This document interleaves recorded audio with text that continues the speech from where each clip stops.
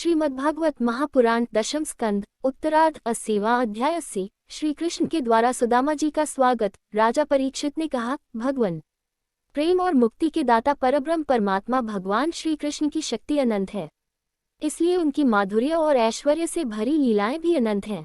अब हम उनकी दूसरी लीलाएं, जिनका वर्णन आपने अब तक नहीं किया है, सुनना चाहते हैं। यह जीव विषय सुख को खोजते खोजते अत्यंत दुखी हो गया है। वे बाण की तरह इसके चित्त में चुभते रहते हैं। ऐसी स्थिति में ऐसा कौन सा रसिक रस का विशेषज्ञ पुरुष होगा जो बार बार पवित्र कीर्ति भगवान श्री कृष्ण की मंगलमयी लीलाओं का श्रवण करके भी उनसे विमुख होना चाहेगा। जो वाणी भगवान के गुणों का गान करती है वही सच्ची वाणी है। वे ही हाथ सच्चे हाथ हैं जो भगवान की सेवा के लिए काम करते हैं।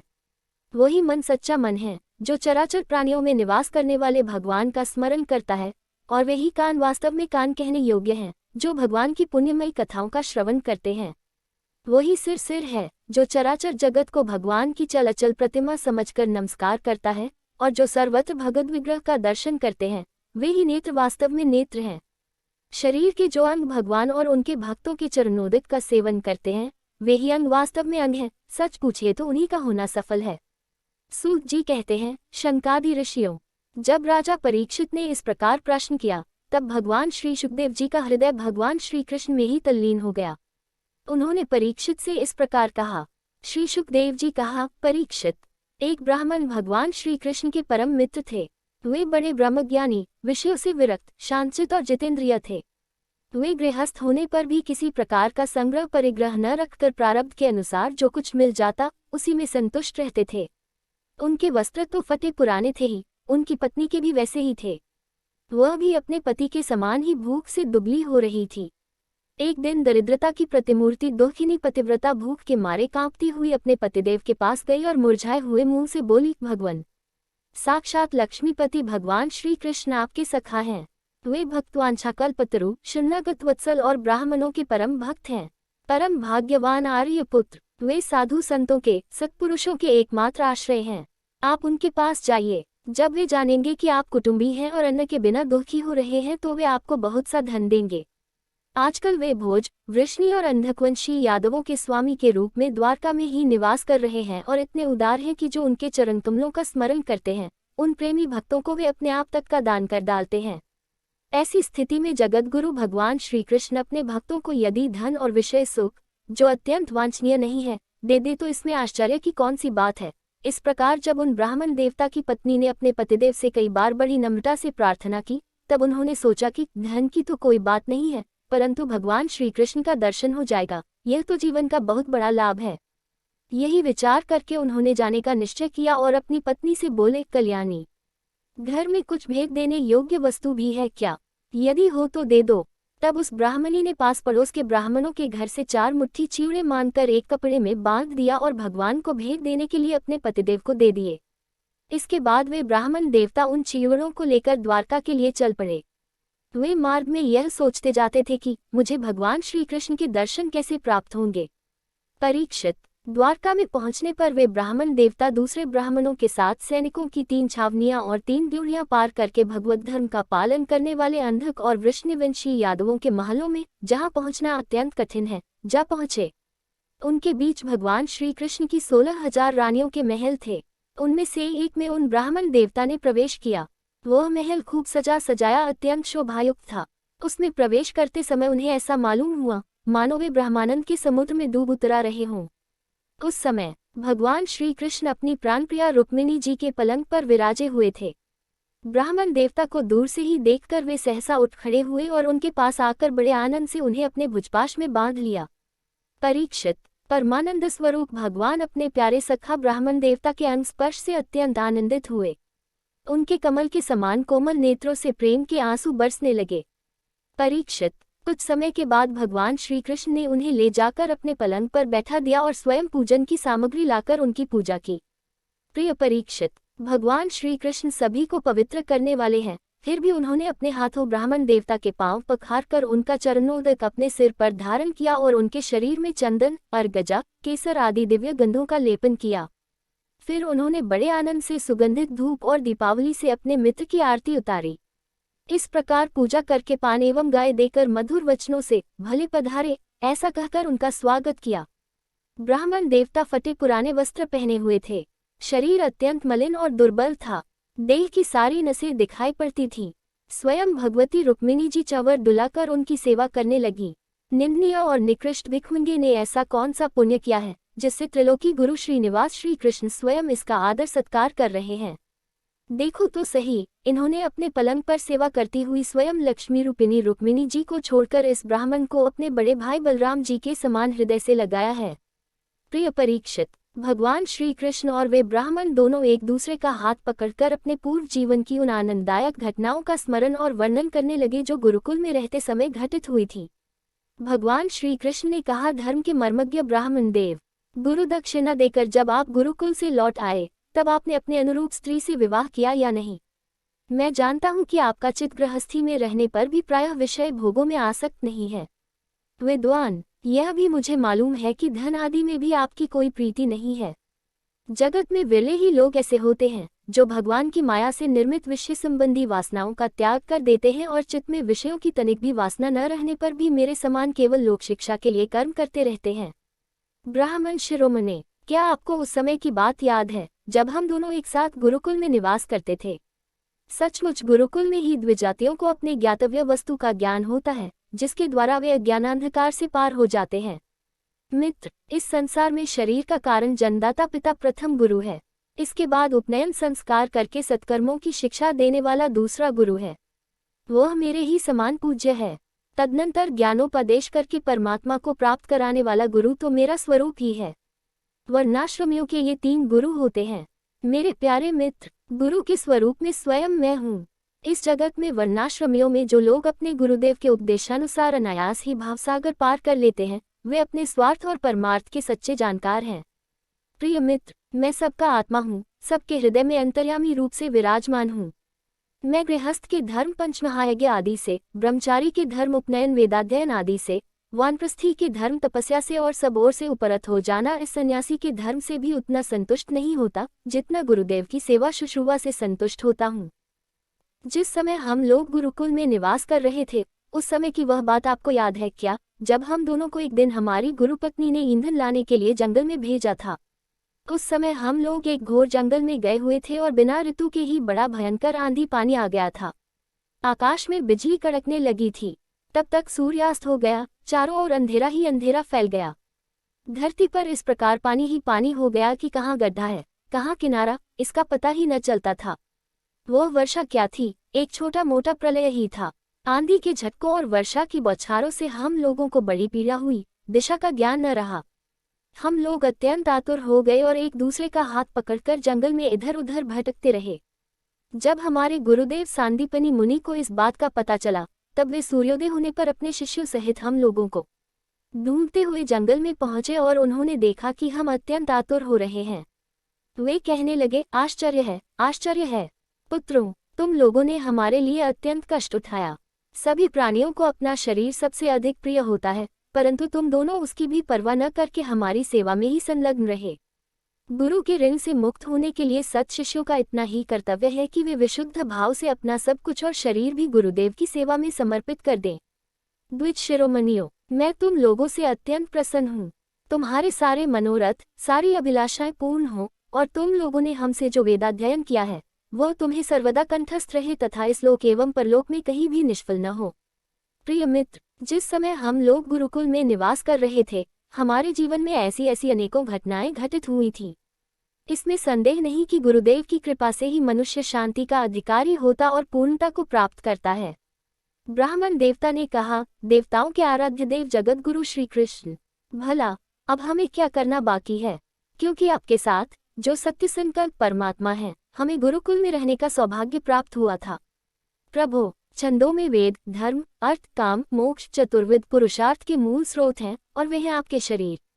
वही आप वेदाध्ययन के लिए गुरुकुल में निवास करें, यह मनुष्य लीला का अभिनय नहीं तो और क्या है। दशम स्कंद, उत्तरार्ध, 81वां अध्याय 81। सुदामा जी को ऐश्वर्य की प्राप्ति। श्री सुखदेव जी कहते हैं, प्रिय परीक्षित, भगवान श्री कृष्ण सबके मन की बात जानते हैं। वे ब्राह्मणों के परम भक्त, उनके क्लेशों के नाशक और संतों के एकमात्र आश्रय हैं। वे पूर्वोक्त प्रकार से उन ब्राह्मण देवता के साथ बहुत देर तक बातचीत करते रहे। अब वे अपने प्यारे सखा उन ब्राह्मण से तनिक मुस्कुरा कर विनोद करते हुए बोले। उस समय भगवान उन ब्राह्मण देवता की ओर प्रेम भरी दृष्टि से देख रहे थे। भगवान श्री कृष्ण ने कहा, ब्राह्मण, आप अपने घर से मेरे लिए क्या उपहार लाए हैं? मेरे प्रेमी भक्त जब प्रेम से थोड़ी सी वस्तु भी मुझे अर्पण करते हैं तो वह मेरे लिए बहुत हो जाती है, परंतु मेरे अभक्त यदि बहुत सी सामग्री भी मुझे भेंट करते हैं तो उससे मैं संतुष्ट नहीं होता। जो पुरुष प्रेम भक्ति के फल फूल अथवा पत्ता पानी में से कोई भी वस्तु मुझे समर्पित करता है तो मैं उस शुद्धचित भक्त का वह प्रेमोपहार केवल स्वीकार ही नहीं करता बल्कि तुरंत भोग लगा लेता हूँ। परीक्षित, भगवान श्री कृष्ण के ऐसा कहने पर भी उन ब्राह्मण देवता ने लज्जावश उन लक्ष्मीपति को वे 4 मुट्ठी चिवड़े नहीं दिए। उन्होंने संकोच से अपना मुंह नीचे कर लिया था। परीक्षित, भगवान श्री कृष्ण समस्त प्राणियों के हृदय का एक एक संकल्प और उनका अभाव भी जानते हैं। उन्होंने ब्राह्मण के आने का कारण, उनके हृदय की बात जान ली। अब वे विचार करने लगे कि एक तो यह मेरा प्यारा सखा है, दूसरे इसने पहले कभी लक्ष्मी की कामना से मेरा भजन नहीं किया है। इस समय यह अपनी पतिव्रता पत्नी को प्रसन्न करने के लिए उसी के आग्रह से यहाँ आया है। अब मैं इसे ऐसी संपत्ति दूंगा जो देवताओं के लिए भी अत्यंत दुर्लभ है। भगवान श्री कृष्ण ने ऐसा विचार करके उनके वस्त्र में से चिथड़े की एक पोटली में बंधा हुआ चिवड़ा, यह क्या है, ऐसा कहकर स्वयं ही छीन लिया और बड़े आदर से कहने लगे, प्यारे मित्र, यह तो तुम मेरे लिए अत्यंत प्रिय भेंट ले आए हो। ये चिवड़े न केवल मुझे बल्कि सारे संसार को तृप्त करने के लिए पर्याप्त हैं। ऐसा कहकर उसमें से एक मुट्ठी चिवड़ा खा गए और दूसरी मुट्ठी ज्यों ही भरी त्यों ही रुक्मिणी जी के रूप में स्वयं भगवती लक्ष्मी जी ने भगवान श्री कृष्ण का हाथ पकड़ लिया। क्योंकि वे तो एकमात्र भगवान के परायण हैं, उन्हें छोड़कर और कहीं जा नहीं सकती। रुक्मिणी जी ने कहा, विश्वात्मन, बस बस, मनुष्य को इस लोक में तथा मरने के बाद परलोक में भी समस्त संपत्तियों की समृद्धि प्राप्त करने के लिए यह एक मुट्ठी चिवड़ा ही बहुत है, क्योंकि आपके लिए इतना ही प्रसन्नता का हेतु बन जाता है। परीक्षित, ब्राह्मण देवता उस रात को भगवान श्री कृष्ण के महल में ही रहे। उन्होंने बड़े आराम से वहां खाया पिया और ऐसा अनुभव किया मानो मैं वैकुंठ में ही पहुंच गया हूं।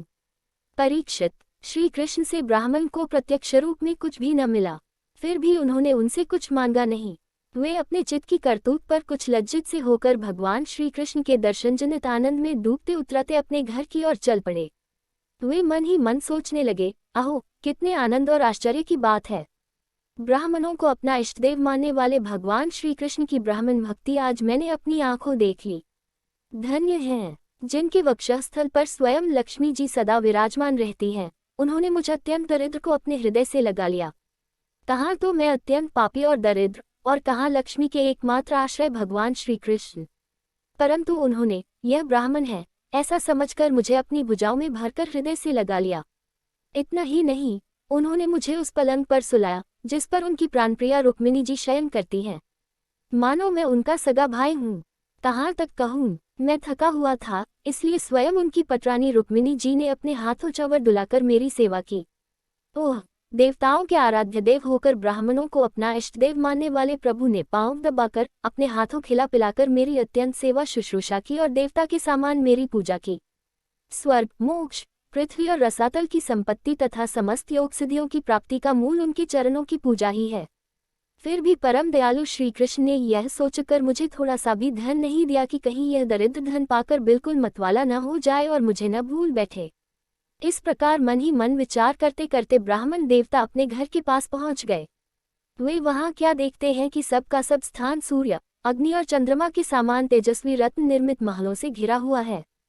थोर थोर चित्र विचित्र उपवन और उद्यान बने हुए हैं तथा उसमें झुंड के झुंड रंग बिरंगे पक्षी कलरव कर रहे हैं। सरोवरों में कुमुदिनी तथा श्वेत, नील और सौगंधिक भांति भांति के कमल खिले हुए हैं। सुंदर सुंदर स्त्री पुरुष बन ठनकर इधर उधर विचर रहे हैं। उस स्थान को देखकर ब्राह्मण देवता सोचने लगे, मैं यह क्या देख रहा हूँ? यह किसका स्थान है? यदि यह वही स्थान है जहाँ मैं रहता था तो यह ऐसा कैसे हो गया? इस प्रकार वे सोच ही रहे थे कि देवताओं के समान सुंदर सुंदर स्त्री पुरुष गाजे बाजे के साथ मंगलगीत गाते हुए उस महाभाग्यवान ब्राह्मण की अगवानी करने के लिए आए।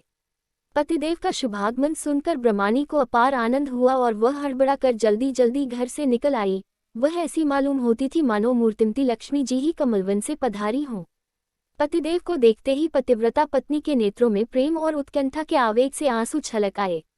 उसने अपने नेत्र बंद कर लिए। ब्रह्मानी ने बड़े प्रेम भाव से उन्हें नमस्कार किया और मन ही मन आलिंगन भी।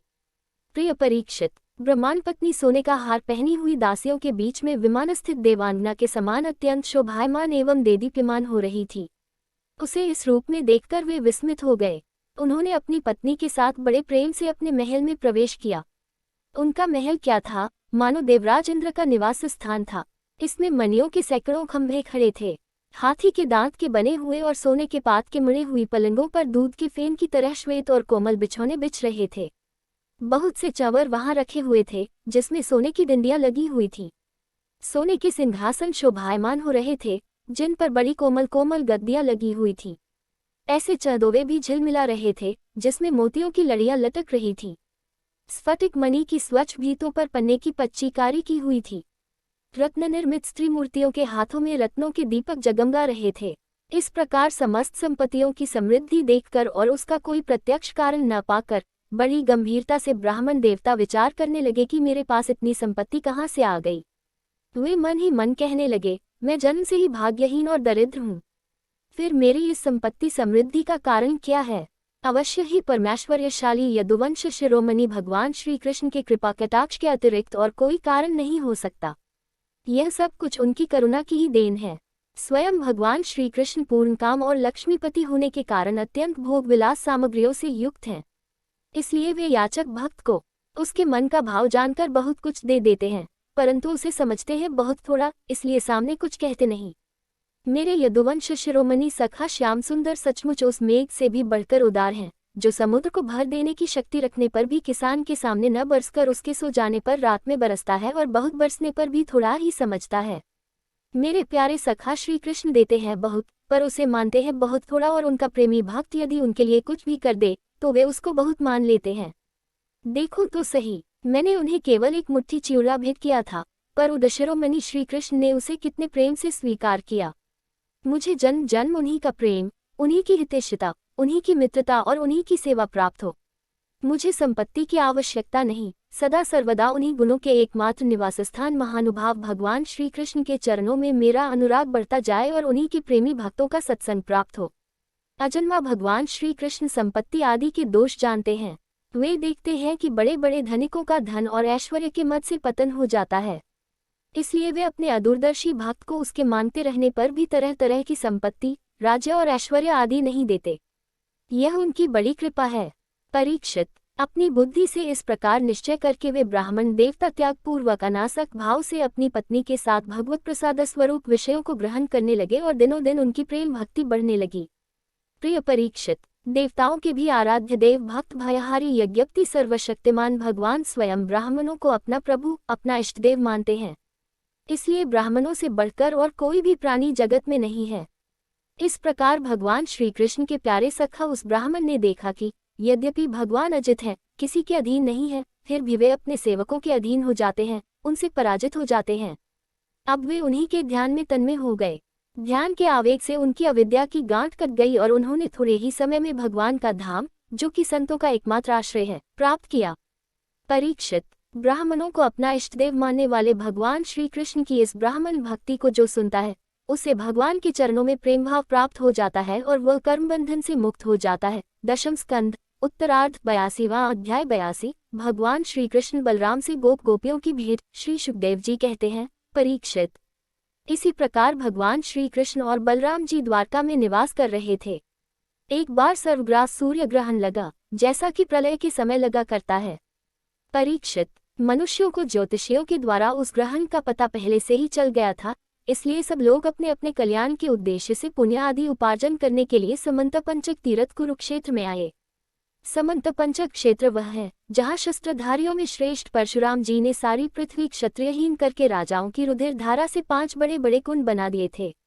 जैसे कोई साधारण मनुष्य अपने पाप की निवृत्ति के लिए प्रायश्चित करता है, वैसे ही सर्वशक्तिमान भगवान परशुराम ने अपने साथ कर्म का कुछ संबंध न होने पर भी लोकमर्यादा की रक्षा के लिए वहीं पर यज्ञ किया था। परीक्षित, महान तीर्थयात्रा के अवसर पर भारतवर्ष के सभी प्रांतों की जनता कुरुक्षेत्र आई थी। उनमें अक्रूर, वसुदेव, उग्रसेन आदि बड़े बूढ़े तथा गद, प्रद्युम्न, सांब आदि अन्य यदुवंशी सभी अपने अपने पापों का नाश करने के लिए कुरुक्षेत्र आए थे। प्रद्युम्न नंदन अनिरुद्ध और यदुवंशी सेनापति कृतवर्मा ये दोनों सुचंद्र, शुक, सारन आदि के साथ नगर की रक्षा के लिए द्वारका में रह गए थे। यदुवंशी एक तो स्वभाव से ही परम तेजस्वी थे, दूसरे गले में सोने की माला, दिव्य पुष्पों के हार, बहुमूल्य वस्त्र और कवचों से सुसज्जित होने के कारण उनकी शोभा और भी बढ़ गई थी।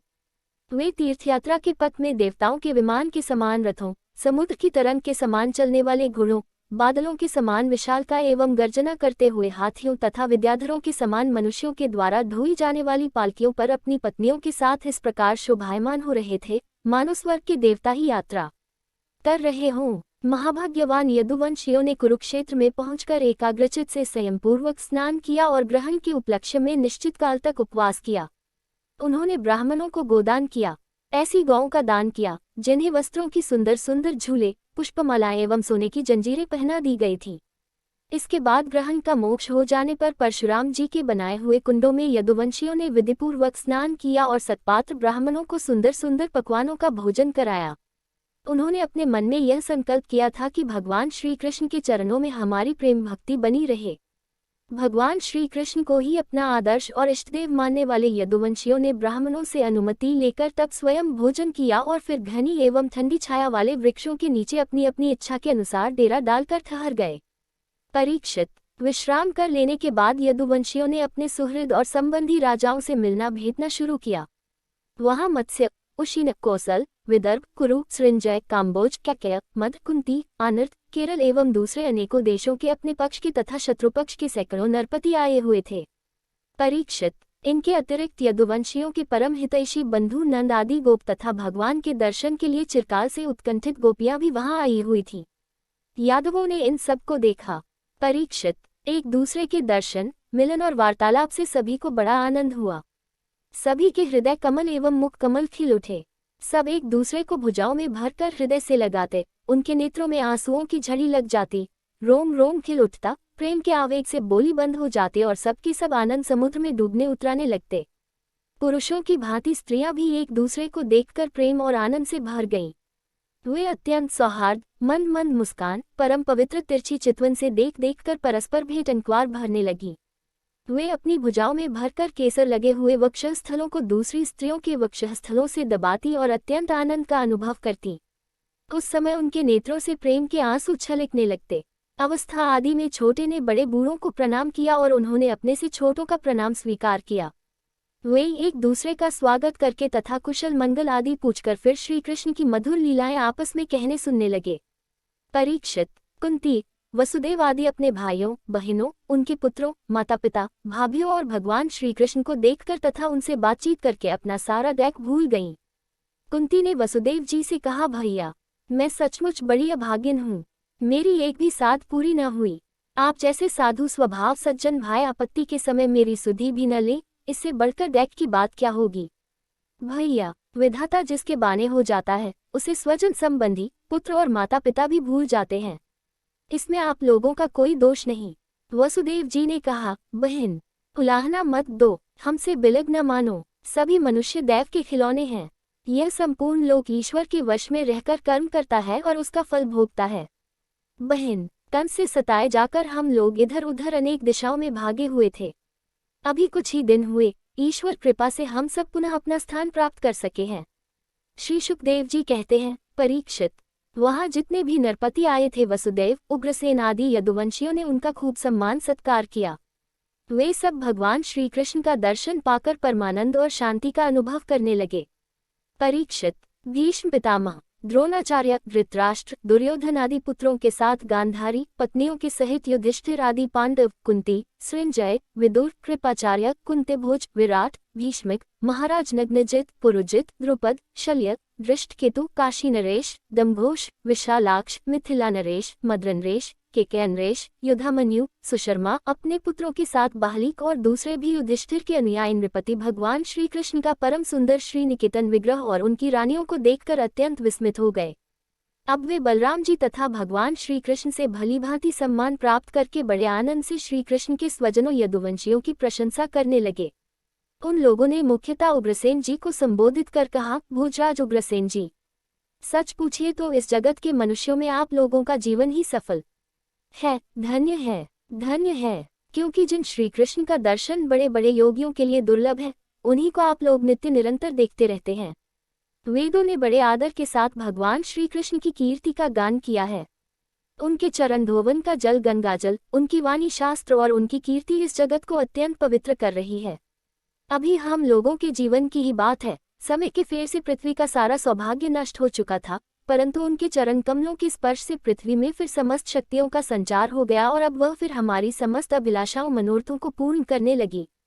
उग्रसेन जी, आप लोगों का श्री कृष्ण के साथ वैवाहिक एवं गोत्र संबंध है। यही नहीं, आप हर समय उनका दर्शन और स्पर्श प्राप्त करते रहते हैं। उनके साथ चलते हैं, बोलते हैं, सोते हैं, बैठते हैं और खाते पीते हैं।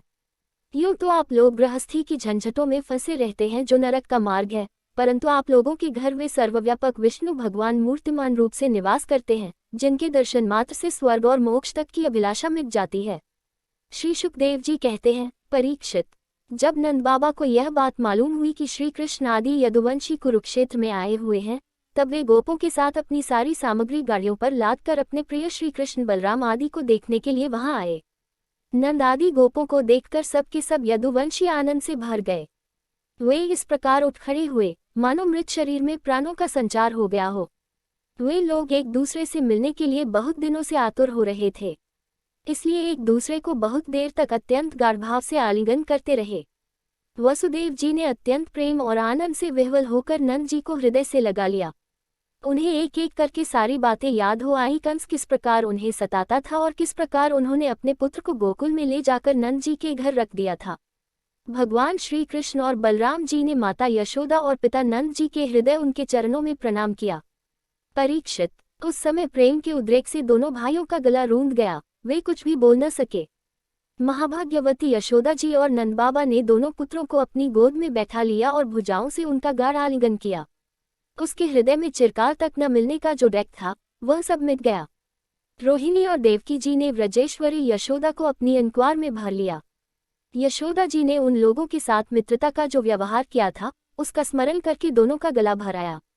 वे यशोदा जी से कहने लगी, यशोदा रानी, आपने और व्रजेश्वर नंद जी ने हम लोगों के साथ जो मित्रता का व्यवहार किया है वह कभी मिटने वाला नहीं है। उसका बदला इंद्र का ऐश्वर्य पाकर भी हम किसी प्रकार नहीं चुका सकती।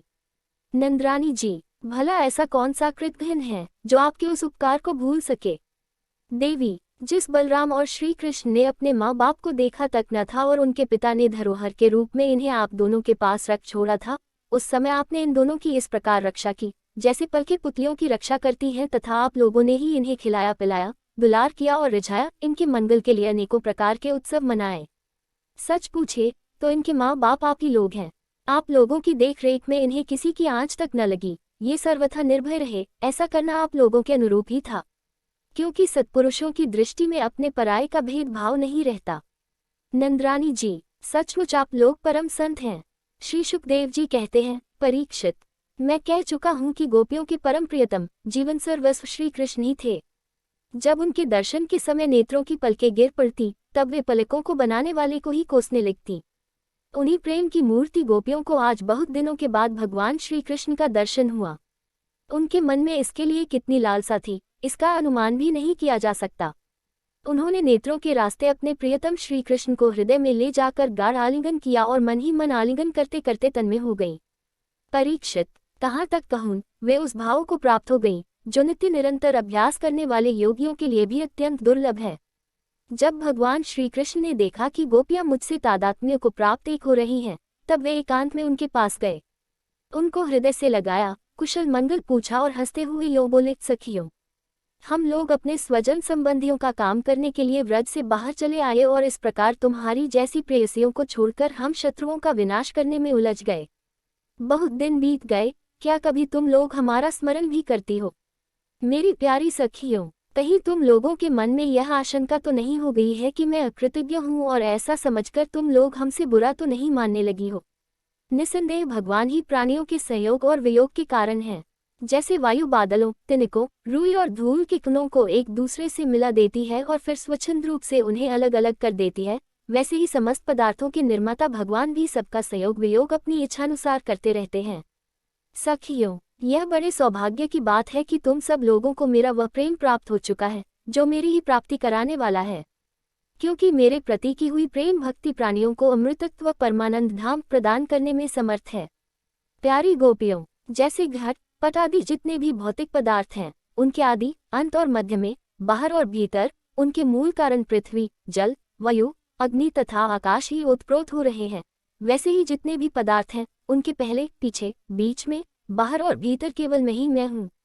इसी प्रकार सभी प्राणियों के शरीर में यही पांचों भूत कारण रूप से स्थित हैं और आत्मा भोक्ता के रूप से अथवा जीव के रूप से स्थित है। परंतु मैं इन दोनों से परे अविनाशी सत्य हूँ। ये दोनों मेरे ही अंदर प्रतीत हो रहे हैं, तुम लोग ऐसा अनुभव करो। श्री शुकदेव जी कहते हैं, परीक्षित, भगवान श्री कृष्ण ने इस प्रकार गोपियों को अध्यात्म ज्ञान की शिक्षा से शिक्षित किया। उसी उपदेश के बार बार स्मरण से गोपियों का जीवकोश लिंग शरीर नष्ट हो गया और वे भगवान से एक हो गईं, भगवान को ही सदा सर्वदा के लिए प्राप्त हो गईं। उन्होंने कहा, हे कमलनाभ, अगाध बोध संपन्न बड़े बड़े योगेश्वर अपने हृदयकमल में आपके चरण कमलों का चिंतन करते रहते हैं। जो लोग संसार के कुएं में गिरे हुए हैं, उन्हें उससे निकलने के लिए आपके चरण कमल ही एकमात्र अवलंबन है। प्रभु, आप ऐसी कृपा कीजिए कि आपका चरण कमल घर गृहस्थी के काम करते रहने पर भी सदा सर्वदा हमारे हृदय में विराजमान रहे, हम एक क्षण के लिए भी उसे न भूलें। दशम स्कंद, उत्तरार्ध, 83वां अध्याय। 83। भगवान की पटरानियों के साथ द्रौपदी की बातचीत। श्री शुकदेव जी कहते हैं, परीक्षित, भगवान श्री कृष्ण ही गोपियों को शिक्षा देने वाले हैं और वही उस शिक्षा के द्वारा प्राप्त होने वाली वस्तु है। इसके पहले, जैसा कि वर्णन किया गया है, भगवान श्री कृष्ण ने उन पर महान अनुग्रह किया। अब उन्होंने धर्मराज युधिष्ठिर तथा अन्य समस्त संबंधियों से कुशल मंगल पूछा। भगवान श्री कृष्ण के चरण कमलों का दर्शन करने से ही उनके सारे अशुभ नष्ट हो चुके थे। अब जब भगवान श्री कृष्ण ने उनका सत्कार किया, कुशल मंगल पूछा, तब वे अत्यंत आनंदित होकर उनसे कहने लगे, भगवन, बड़े बड़े महापुरुष मन ही मन आपके चरणारविंद का मकरंद रस पान करते रहते हैं।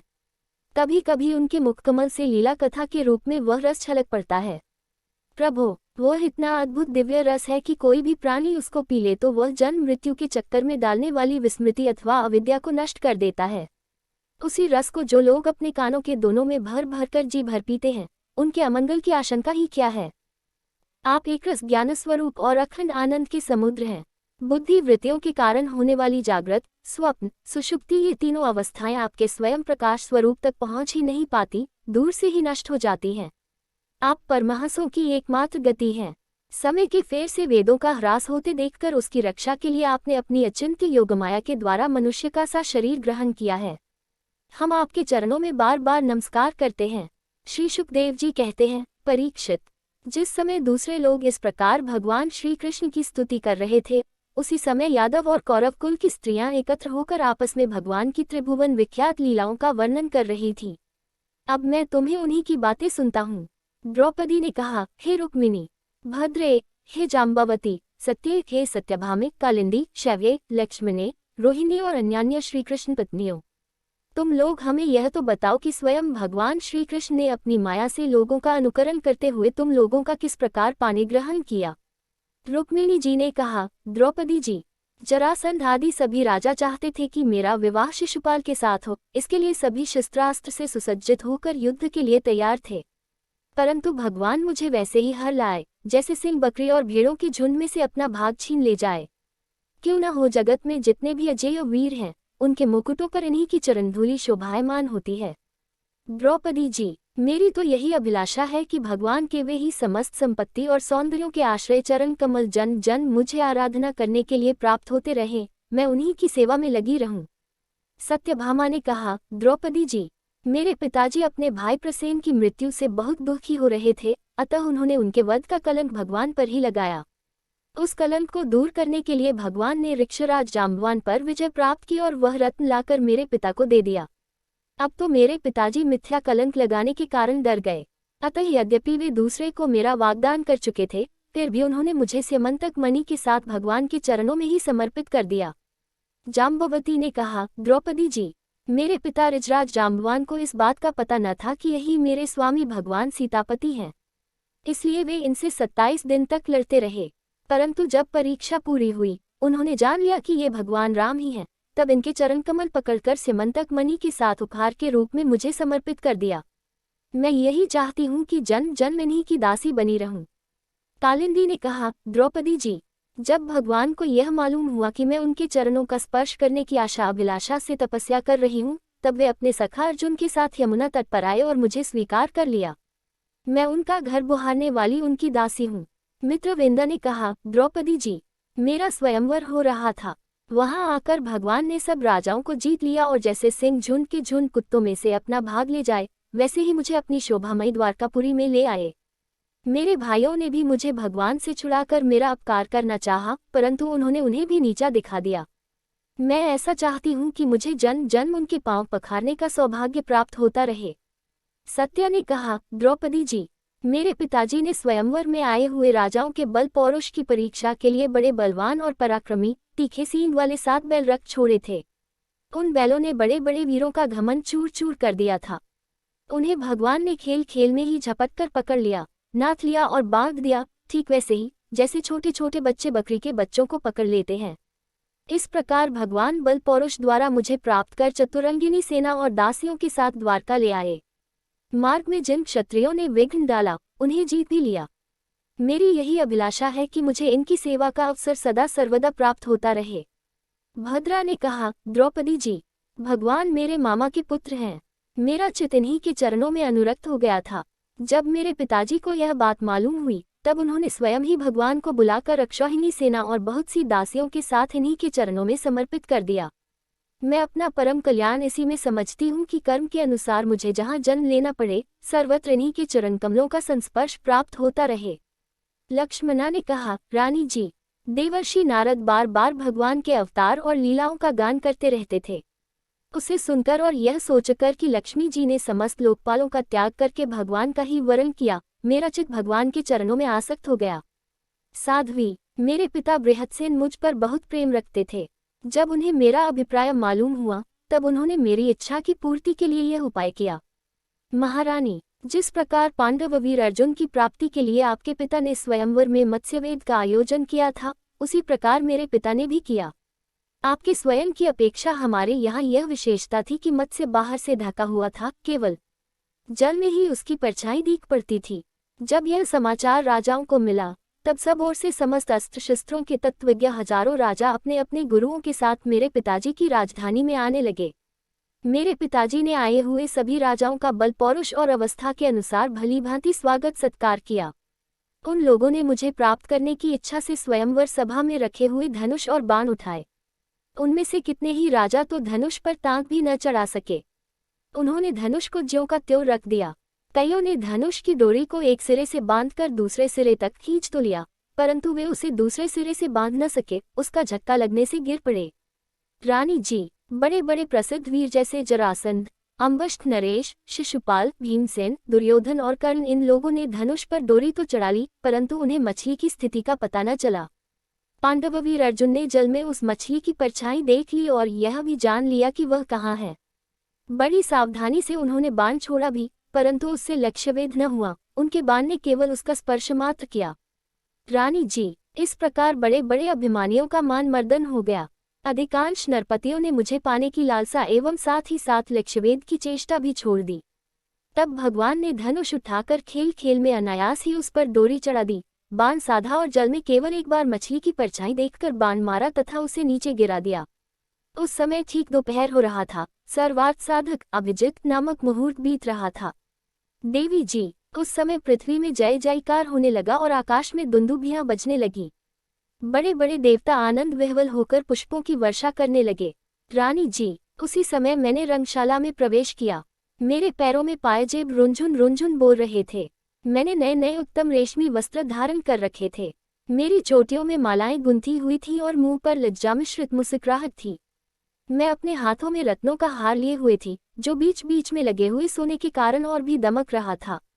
रानी जी, उस समय मेरा मुखमंडल घनी घुंघराली अलिकों से सुशोभित हो रहा था तथा कपोलों पर कुंडलों की आभा पड़ने से वह और भी दमक उठा था।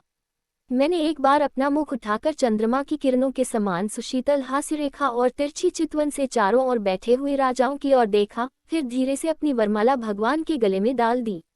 यह तो कह ही चुकी हूँ कि मेरा हृदय पहले से ही भगवान के प्रति अनुरक्त था। मैंने ज्यों ही वरमाला पहनाई त्यों ही मृदंग, पखावज, शंख, ढोल, नगारे आदि बाजे बजने लगे। नट और नर्तकियां नाचने लगीं। गवैये गाने लगे, द्रौपदी जी, जब मैंने इस प्रकार अपने स्वामी प्रियतम भगवान को वरमाला पहना दी, उन्हें वरण कर लिया, तब कामातुर राजाओं को बड़ा दाह हुआ। वे बहुत ही चिढ़ गए। चतुर्भुज भगवान ने अपने श्रेष्ठ 4 घोड़ों वाले रथ पर मुझे चढ़ा लिया और हाथ में शारंग धनुष लेकर तथा कवच पहनकर युद्ध करने के लिए वे रथ पर खड़े हो गए। पर रानी जी, दारुक ने सोने के साथ सामान से लदे हुए रथ को सब राजाओं के सामने ही द्वारका के लिए हाँक दिया, जैसे कोई सिंह हरिणियों के बीच से अपना भाग ले जाए। उनमें से कुछ राजाओं ने धनुष लेकर युद्ध के लिए सज धजकर इस उद्देश्य से रास्ते में पीछा किया कि हम भगवान को रोक लें, परंतु रानी जी, उनकी चेष्टा ठीक वैसी ही थी जैसे कुत्ते सिंह को रोकना चाहें। शारंग धनुष के छूटे हुए तीरों से किसी की बांह कट गई तो किसी के पैर कटे और किसी की गर्दन ही उतर गई।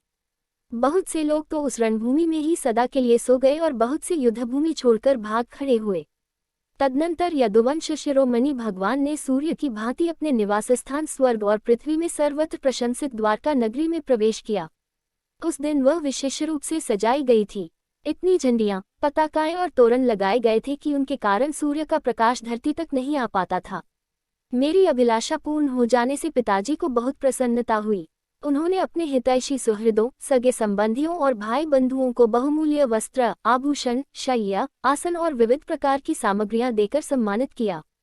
भगवान परिपूर्ण है, तथापि मेरे पिताजी ने प्रेमवश उन्हें बहुत सी दासियां, सब प्रकार की संपत्तियां, सैनिक, हाथी, रथ, घोड़े एवं बहुत से बहुमूल्य अस्त्र शस्त्र समर्पित किए। रानी जी, हमने पूर्वजन्म में सबकी आसक्ति छोड़कर कोई बहुत बड़ी तपस्या की होगी, तभी तो हम इस जन्म में आत्माराम भगवान की गृह दासियां हुई हैं। 16,000 पत्नियों की ओर से रोहिणी जी ने कहा, भौमासुर ने दिग्विजय के समय बहुत से राजाओं को जीतकर उनकी कन्या हम लोगों को अपने महल में बंदी बना रखा था। भगवान ने यह जानकर युद्ध में भौमासुर और उसकी सेना का संहार कर डाला और स्वयं पूर्ण काम होने पर भी उन्होंने हम लोगों को वहां से छुड़ाया तथा पानी ग्रहण करके अपनी दासी बना लिया। रानी जी, हम सदा सर्वदा उनके उन्हीं चरण कमलों का चिंतन करती रहती थी जो जन्म मृत्यु रूप संसार से मुक्त करने वाले हैं। साध्वी द्रौपदी जी, हम साम्राज्य, इंद्रपद अथवा इन दोनों के भोग, अनिमा आदि ऐश्वर्य, ब्रह्मा का पद, मोक्ष अथवा सालोक्य, सारूप्य आदि मुक्तियां कुछ भी नहीं चाहती। हम केवल इतना ही चाहती हैं कि अपने प्रियतम प्रभु के सुकोमल चरण कमलों की वह श्रीरज सर्वदा अपने सिर पर वहन किया करें, जो लक्ष्मी जी के वक्षस्थल पर लगी हुई केशर की सुगंध से युक्त है। खुद शिरोमणि भगवान के जिन चरण कमलों का स्पर्श उनके गौ चराते समय गोपियां, भीलने, तिनके और घास लताएं तक करना चाहती थी, उन्हीं की हमें भी चाह है। दशम स्कंद, उत्तरार्ध, 84वां अध्याय 84। वसुदेव जी का यज्ञोत्सव। श्री सुखदेव जी कहते हैं, परीक्षित, सर्वात्मा भक्त भयहारी भगवान श्री कृष्ण के प्रति उनकी पत्नियों का कितना प्रेम है, यह बात कुंती, गांधारी, द्रौपदी, सुभद्रा, दूसरी राजपत्नियों और भगवान की प्रियतमा गोपियों ने भी सुनी। सब की सब उनका यह अलौकिक प्रेम देखकर अत्यंत मुग्ध, अत्यंत विस्मित हो गईं। सबके नेत्रों में प्रेम के आंसू छलक आए।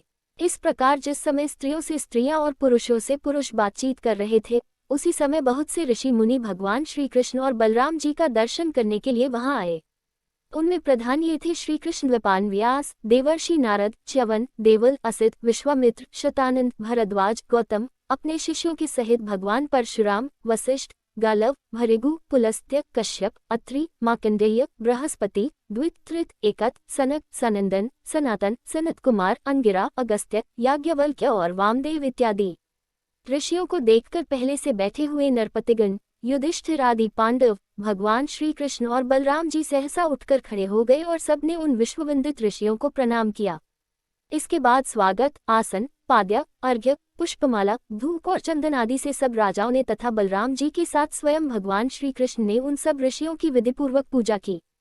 जब सब ऋषि मुनि आराम से बैठ गए, तब धर्मरक्षा के लिए अवतीर्ण भगवान श्री कृष्ण ने उनसे कहा। उस समय वह बहुत बड़ी सभा चुपचाप भगवान का भाषण सुन रही थी। भगवान श्री कृष्ण ने कहा, धन्य है, हम लोगों का जीवन सफल हो गया। आज जन्म लेने का हमें पूरा पूरा फल मिल गया, क्योंकि जिन योगेश्वरों का दर्शन बड़े बड़े देवताओं के लिए भी अत्यंत दुर्लभ है, उन्हीं का दर्शन हमें प्राप्त हुआ है। जिन्होंने बहुत थोड़ी तपस्या की है और जो लोग अपने इष्टदेव को समस्त प्राणियों के हृदय में न देखकर केवल मूर्ति विशेष में ही उनका दर्शन करते हैं, उन्हें आप लोगों के दर्शन, स्पर्श, कुशल प्रश्न, प्रणाम और पादपूजन आदि का सुअवसर भला कब मिल सकता है। केवल जलमय तीर्थ ही तीर्थ नहीं कहलाते और केवल मिट्टी या पत्थर की प्रतिमाएं ही देवता नहीं होती। संत पुरुष ही वास्तव में तीर्थ और देवता है, क्योंकि उनका बहुत समय तक सेवन किया जाए तब वे पवित्र हैं, परंतु संत पुरुष तो दर्शन मात्र से ही कृतार्थ कर देते हैं। अग्नि, सूर्य, चंद्रमा, तारे, पृथ्वी, जल, आकाश, वायु, वाणी और मन के अधिष्ठात्र देवता उपासना करने पर भी पाप का पूरा पूरा नाश नहीं कर सकते, क्योंकि उनकी उपासना से भेद बुद्धि का नाश नहीं होता, वह और भी बढ़ती है। परंतु यदि घड़ी दो घड़ी भी ज्ञानी महापुरुषों की सेवा की जाए तो वे सारे पाप ताप मिटा देते हैं, क्योंकि वे भेद बुद्धि के विनाशक हैं।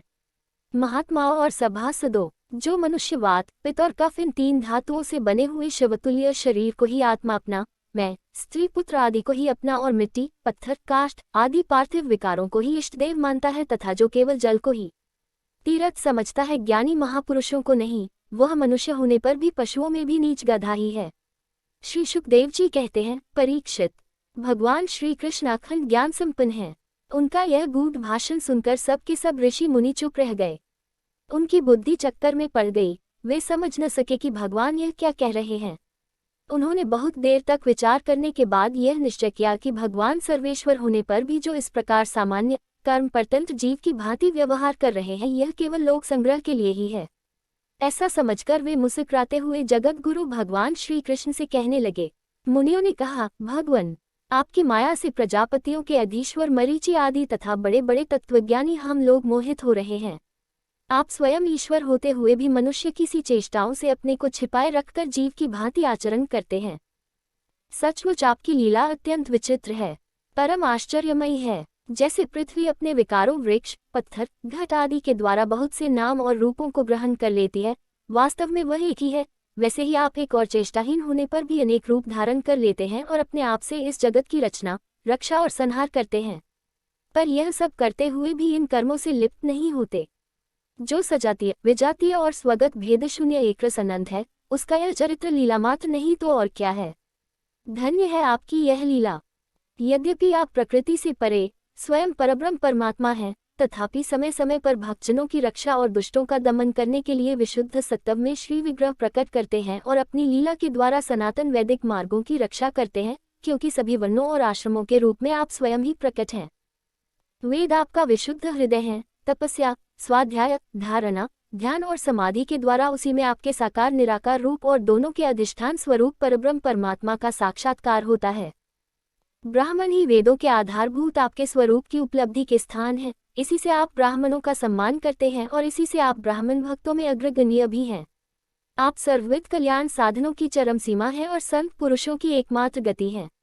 आपसे मिलकर आज हमारे जन्म, विद्या, तप और ज्ञान सफल हो गए। वास्तव में सबके परम फल आप ही हैं। प्रभु, आपका ज्ञान अनंत है। आप स्वयं सच्चिदानंद स्वरूप परब्रह्म परमात्मा भगवान हैं। आपने अपनी अचिंत्य शक्ति योगमाया के द्वारा अपनी महिमा छिपा रखी है। हम आपको नमस्कार करते हैं।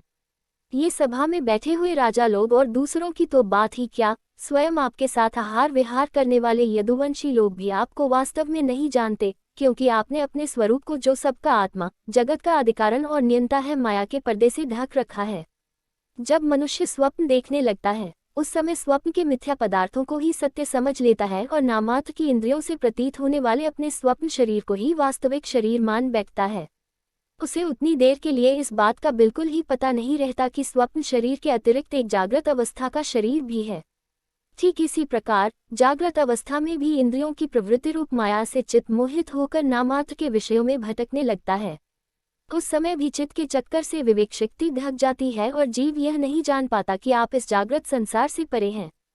प्रभु, बड़े बड़े ऋषि मुनि अत्यंत परिपक्व योग साधना के द्वारा आपके उन चरण कमलों को हृदय में धारण करते हैं, जो समस्त पाप राशि को नष्ट करने वाले गंगाजल के भी आश्रय स्थान है। यह बड़े सौभाग्य की बात है कि आज हमें उन्हीं का दर्शन हुआ है। प्रभु, हम आपके भक्त हैं, आप हम पर अनुग्रह कीजिए, क्योंकि आपके परम पद की प्राप्ति उन्हीं लोगों को होती है जिनका लिंग शरीर रूप जीव कोश आपकी उत्कृष्ट भक्ति के द्वारा नष्ट हो जाता है। श्री सुखदेव जी कहते हैं, राजर्षि, भगवान की इस प्रकार स्तुति करके और उनसे, राजा धृतराष्ट्र से तथा धर्मराज युधिष्ठिर जी से अनुमति लेकर उन लोगों ने अपने अपने आश्रम पर जाने का विचार किया।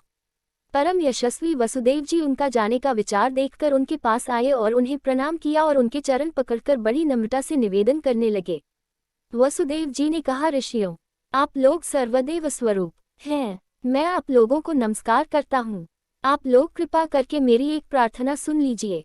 वो यह कि जिन कर्मों के अनुष्ठान से कर्मों और कर्मवासनाओं का आत्यंतिक नाश मोक्ष हो जाए, उनका आप मुझे उपदेश कीजिए।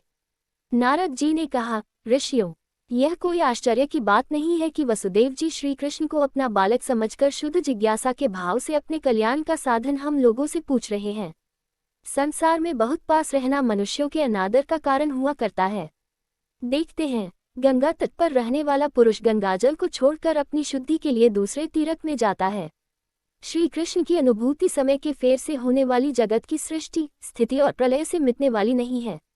वह स्वतः किसी दूसरे निमित्त से, गुणों से और किसी से भी क्षीण नहीं होती। उनका ज्ञानमय स्वरूप अविद्या, राग द्वेष आदि क्लेश, पुण्य पापमय कर्म, सुख दुख आदि कर्मफल तथा सत्व आदि गुणों के प्रवाह से खंडित नहीं है। वे स्वयं अद्वितीय परमात्मा हैं।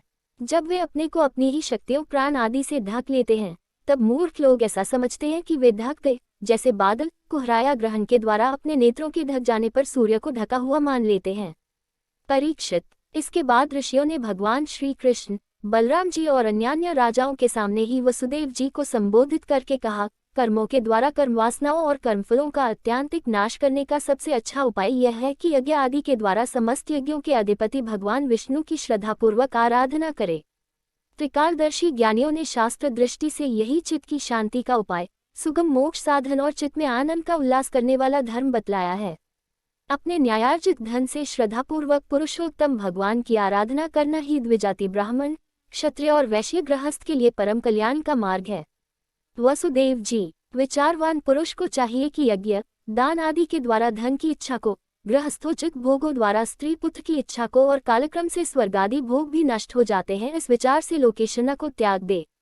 इस प्रकार धीर पुरुष घर में रहते हुए ही तीनों प्रकार की अशानाओं इच्छाओं का परित्याग करके तपोवन का रास्ता लिया करते थे। समर्थ वसुदेव जी, ब्राह्मण, क्षत्रिय और वैश्य ये तीनों देवता, ऋषि और पितरों का ऋण लेकर ही पैदा होते हैं। इनके ऋणों से छुटकारा मिलता है यज्ञ, अध्ययन और संतानोत्पत्ति से।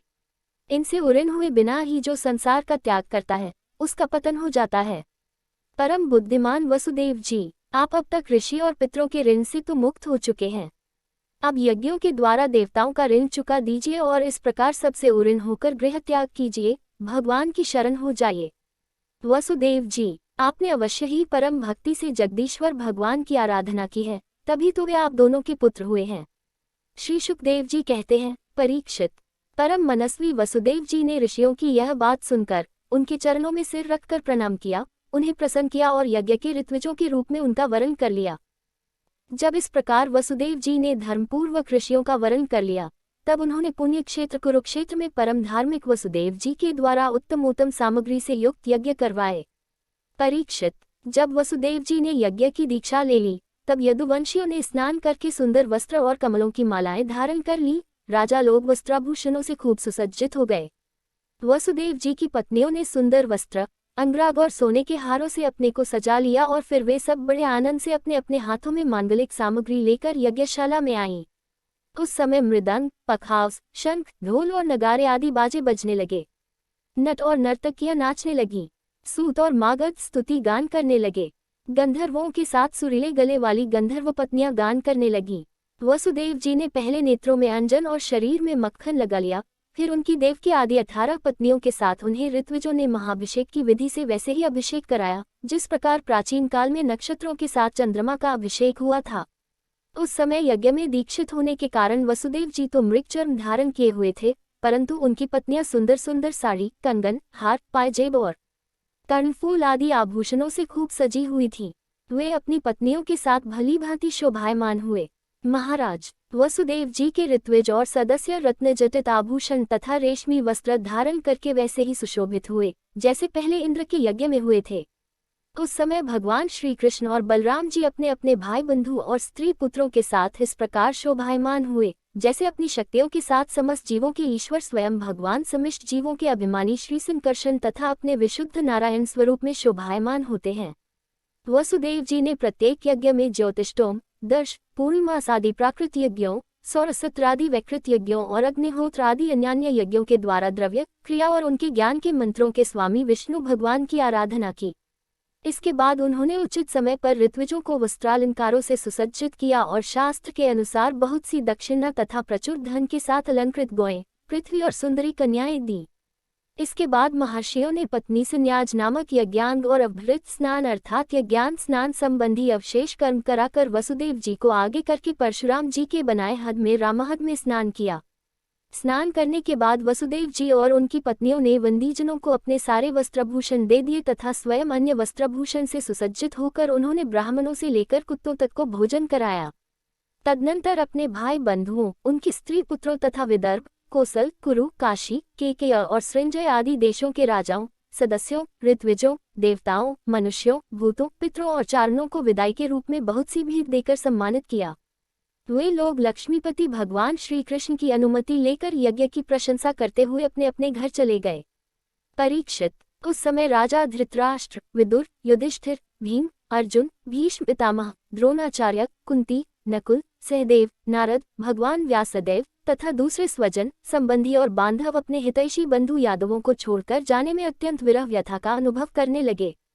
उन्होंने अत्यंत स्नेहार्द चित्त से यदुवंशियों का आलिंगन किया और बड़ी कठिनाई से किसी प्रकार अपने अपने देश को गए। दूसरे लोग भी इनके साथ ही वहां से रवाना हो गए। परीक्षित। भगवान श्री कृष्ण, बलराम जी तथा उग्रसेन आदि ने नंद बाबा एवं अन्य सभी गोपों की बहुत बड़ी बड़ी सामग्रियों से अर्चा पूजा की, उनका सत्कार किया और वे प्रेम परवश होकर बहुत दिनों तक वहीं रहे। वसुदेव जी अनायास ही अपने बहुत बड़े मनोरथ का महासागर पार कर गए थे। उनके आनंद की सीमा न थी। सभी आत्मीय स्वजन उनके साथ थे। उन्होंने नंद बाबा का हाथ पकड़कर कहा।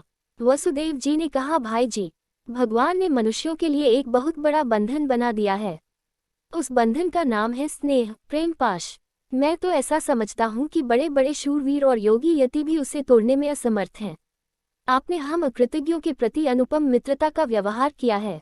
क्यों न हो, आप सरीखे संत शिरोमणियों का तो ऐसा स्वभाव ही होता है। हम इसका कभी बदला नहीं चुका सकते, आपको इसका कोई फल नहीं दे सकते। फिर भी हमारा यह मैत्री संबंध कभी टूटने वाला नहीं है। आप इसको सदा निभाते रहेंगे। भाई जी, पहले तो बंदीगृह में बंद होने के कारण हम आपका कुछ भी प्रिय और हित न कर सके। अब हमारी यह दशा हो रही है कि हम धन संपत्ति के नशे से श्रीमत से अंधे हो रहे हैं। आप हमारे सामने हैं तो भी हम आपकी ओर नहीं देख पाते।